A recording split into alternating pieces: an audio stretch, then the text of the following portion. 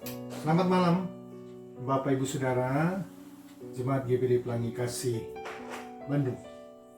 Selamat kita ketemu lagi dalam ibadah Rabu, ibadah tengah minggu yang biasa kita lakukan, kita adakan. Tapi kali ini karena dengan situasi kondisi yang terjadi, kita beribadah lewat live streaming. Dan malam ini saya ingin membagikan sedikit kebenaran firman Tuhan yang saya beri tema Allah kekuatanku.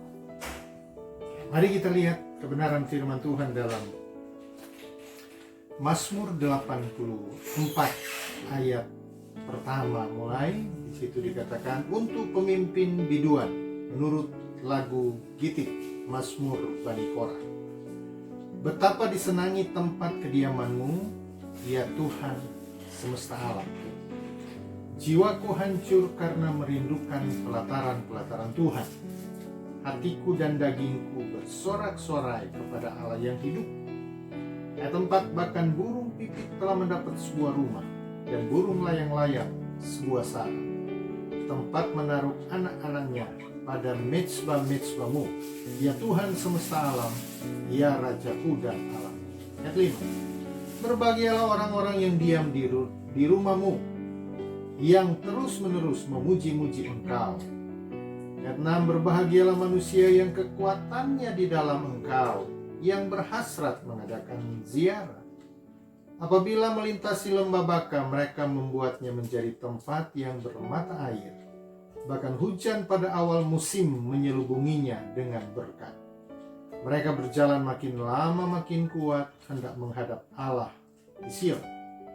Ya Tuhan Allah semesta alam, dengarkanlah doaku, pasanglah telinga, ya Allah Yakub. Lihatlah perisai kami, ya Allah, pandanglah wajah orang yang Kau urapi. Ayat 11. Sebab lebih baik satu hari di pelataran daripada 1000 hari di tempat lain. Lebih baik berdiri di ambang pintu rumah Allahku daripada diam di kemah-kemah orang fasik. Sebab Tuhan Allah adalah matahari dan perisai, kasih dan kemuliaan Ia berikan. Ia tidak menahan kebaikan dari orang yang hidup tidak bercela. Ayat 13. Ya Tuhan semesta alam, berbahagialah manusia yang percaya. Puji Tuhan. Nah, Bapak Ibu Saudara, apa yang saya angkat adalah Tuhan kekuatan. Hari-hari ini kita diperhadapkan dengan masalah yang besar, yang mengguncang dunia, bahkan negara kita Indonesia. Sebagai orang yang percaya kepada Tuhan, kita tahu Tuhan itu selain Dia tempat perlindungan. Kenapa kita katakan Dia tempat perlindungan? Karena di dalam Dia ada kekuatan yang luar biasa. Allah kita Allah yang dahsyat, Allah kita Allah yang luar biasa, dan Dia kuat. Makanya kita perlu hidup di dalam Tuhan. Puji Tuhan kalau hari-hari ini kita ada di rumah masing-masing. Pemerintah menyerukan kita tidak boleh keluar rumah. Nah, tadi saya katakan bahwa ayat-ayat yang kita baca tadi, ternyata untuk kita mendapat kekuatan dari Tuhan, kita perlu hidup diam di dalam Tuhan. Ayat 2 tadi katakan, betapa disenangi tempat kediaman-Mu, ya Tuhan semesta alam. Kita harus memiliki kerinduan. Kita harus memiliki keinginan yang kuat untuk ada di dalam Tuhan, untuk berdiam di dalam Tuhan. Nah, kalau kerinduan kita besar akan diam dengan Tuhan, bersama dengan Tuhan, di situ justru letak kekuatan. Nah, jadi kita harus menyadari bahwa tadi saya katakan kita nggak tahu virus ini berapa lama Pemerintah sudah menetapkan sampai 29 Mei. Kalau sampai 29 Mei, satu jangka waktu yang panjang sekali. Ya, saya bisa kebayang apa yang akan terjadi di negara kita. Saya masih belum kebayang bencana besar apa yang akan terjadi dengan adanya virus corona ini. Ya. Tapi mari kita, sekali lagi saya katakan, justru di tengah keluarga kita, mari kita sehati di satu keluarga kita untuk berdoa, minta kekuatan Tuhan. Ya, minta kekuatan dari Tuhan. Kita bangun hubungan, saya selalu katakan bangun hubungan dengan Tuhan supaya kita akan dikatakan, Alkitab katakan di ayat 5, berbahagialah orang-orang yang diam di rumahmu. Berarti kalau kita menjadi orang yang rindu ada di hadirat Tuhan, di dalam Tuhan, kita dikatakan orang-orang yang berbahagia. Kenapa? Karena kita akan mendapat kekuatan di dalamnya. Ya. Dengan kita selalu dekat Tuhan, kita akan kuat. Hanya orang kuatlah yang akan bertahan hidup. Hanya orang kuatlah yang akan menikmati hal-hal yang luar biasa. Nah, ada beberapa hal, saudara, ya. Mengapa kita perlu kuat? Mengapa kita perlu dapat kekuatan dari Tuhan?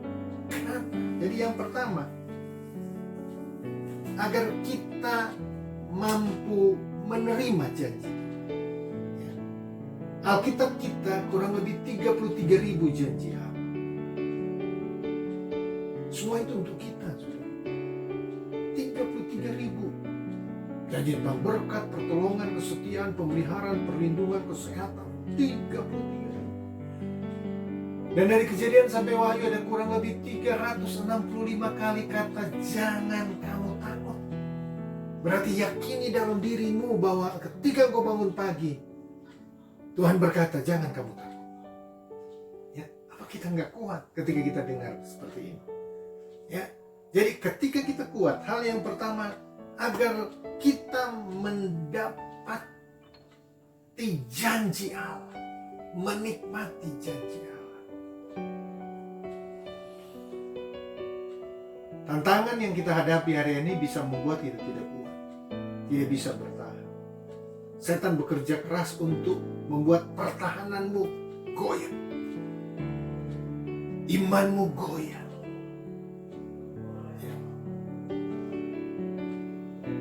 Untuk masalah ibadah hari Minggu masih ada dualisme, masih ada orang yang berkata, yang mengatakan kalau yang nggak ibadah itu imannya nggak kuat, gitu ya. Tapi ini bukan soal yang ibadah dan yang tidak ibadah beda imannya, bukan. Kita perlu iman, ya. Dan kita percaya inilah cara Tuhan, ada rencana besar Tuhan dalam hidup kita pribadi, keluarga, bahkan bangsa negara kita. Lihatlah dari sisi itu, saudara, ya. Makanya saya katakan kita perlu kuat. Jangan izinkan setan mempengaruhi kita.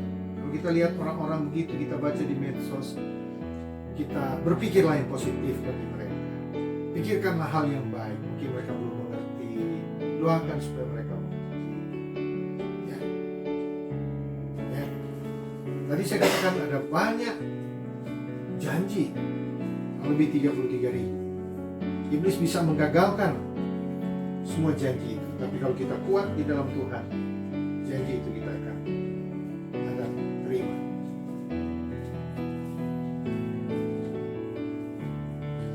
Jadi hanya orang yang kuat imannya yang akan menerima dan meraih setiap janji Tuhan. Yang kedua, kenapa kita harus kuat? Supaya dapat mentaati perintah Tuhan. Jadi kenapa kita harus kuat? Supaya dapat mentaati perintah Tuhan. Perintah Tuhan atau firman Tuhan itu akan jadi mudah kalau kita kuat.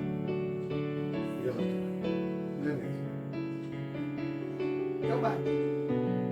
Kalau imanmu kuat, kalau hidup kita kuat, kalau kita kuat, umpamanya saudara olahraga, main badminton, main sepak bola, ya, mungkin kalau kita nggak kuat kita berhenti.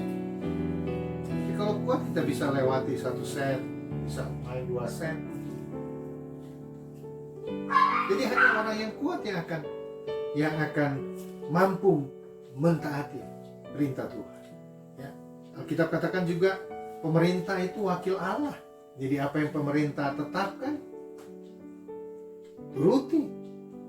Ya. Dan kita diberikan kekuatan pasti. Kita diberikan kesanggupan untuk menghadapi. Tadi saya katakan ada banyak akan terjadi kalau kita disuruh tinggal di rumah selama 2 minggu dan akan diperpanjang mungkin. Tapi percayalah, Tuhan akan mengadakan hal-hal yang spektakuler, yang luar biasa. Tuhan akan tetap memelihara kita. Tuhan tetap akan menolong kita, asalkan kita mampu mentaati perintah Tuhan. Orang kalau jadi lawan dari kuat kan lemah. Orang kalau lemah itu tidak berdaya. Menghadapi apapun dia tidak akan sanggup. Dia tidak akan mampu. Orang yang lemah sulit mentaati firman.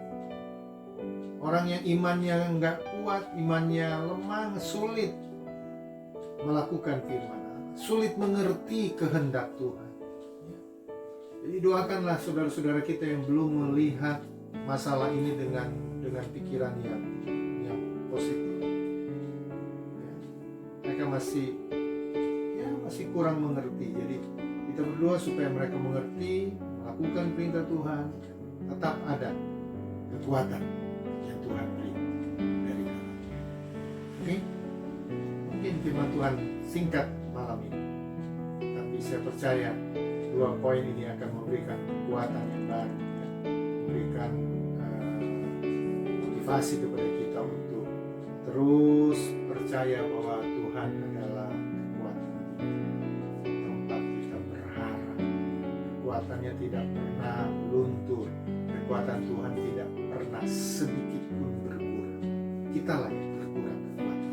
Tapi kalau kita terus dekat dengan Tuhan, diam di dalam Tuhan, setia kepada Tuhan, kekuatan yang Tuhan beri akan luar biasa. Sebab ada ayat di ayat 11 dikatakan, lebih baik 1 hari di pelataranmu daripada 1000 hari di tempat lain. Lebih baik berdiri di ambang pintu rumah Allahku daripada diam di kemah-kemah orang fasik. Ya. Jadi kesempatan kita ada di rumah, berdoa yang setia, berdoa, beribadah dengan cara yang berbeda. Kalau hari Minggu kita beribadah keluarga, saya rindu itu kita tetap terus adakan. Kalau hari Rabu ini silakan saudara buat ibadah kecil dengan firman yang saya sampaikan. Saudara, puji Tuhan. Saya berdoa bagi saudara. Terima kasih Tuhan. Terima kasih buat firman Tuhan yang kami dengar malam ini. Dipercaya bahwa Tuhan adalah kekuatan kami. Kami tidak takut menghadapi bahaya apapun, karena kami percaya ketika kami dekat, diam di dalam Tuhan, setia kepada Tuhan, kekuatan kami bertambah, kekuatan iman kami meningkat, dan hanya orang-orang yang imannya kuat yang akan meraih setiap janji Tuhan, yang dapat melakukan setiap perintah Tuhan sesulit apapun, seberat apapun. Kalau kami kuat, kami mampu mentaatinya. Berkati semua jemaat GPD Pelangi Kasih. Hamba-Mu berdoa, biar mereka dibungkus oleh kuasa darah Yesus. Semuanya diberkati Tuhan. Tidak ada yang sakit. Semuanya boleh melihat pertolongan Tuhan yang ajaib. Bahkan siapapun yang mendengar siaran kebenaran firman Tuhan yang Hamba-Mu sampaikan, diberkatilah semua dengan berkat kekuatan yang dahsyat dari Tuhan. Terimalah janji Tuhan, peganglah terus firman, kita akan diberkati. Terima kasih dalam nama Yesus sudah berdoa. Pujilah Tuhan. Haleluya. Tuhan berkati kita semua. Tetap semangat Bapak Ibu Saudara, maju terus dalam Tuhan. Amin.